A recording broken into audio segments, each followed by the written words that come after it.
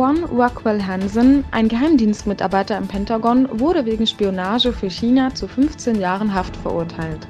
Dem US-Justizministerium zufolge soll der 58-jährige Hansen versucht haben, sensible Daten über die nationale Verteidigung an China zu verkaufen. Hansen war seit 2006 bei dem Verteidigungsnachrichtendienst DIA und begann 2014, sich mit Mitarbeitern des chinesischen Geheimdienstes zu treffen. Der Präsident des türkischen Parlaments, Mustafa Şentop, hielt eine Rede in Rabat auf der 14. Konferenz der Parlamentarischen Union der Organisation für Islamische Zusammenarbeit und wies auf die Unterdrückung der Uiguren hin. Şentop forderte die Mitgliedstaaten der Organisation für Islamische Zusammenarbeit dazu auf, sich für die Interessen der Uiguren einzusetzen. In Istanbul fand eine Konferenz statt, um sich über die Zukunft der Uiguren zu beraten.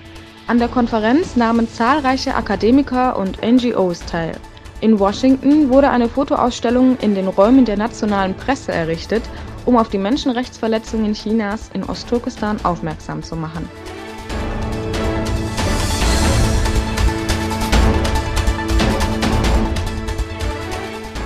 US-Bomber sind in England auf der Militärbasis in Fairford gelandet.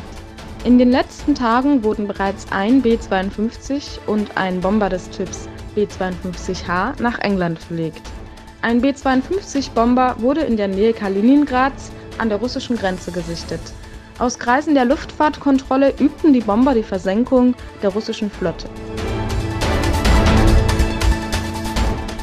In Frankreich fanden sich erneut die Gelbwesten auf den Straßen ein. Die Polizei griff die Protestanten mit Pfeffergas an, woraufhin die Demonstranten Geschäfte auf der Champs-Élysées zerstörten.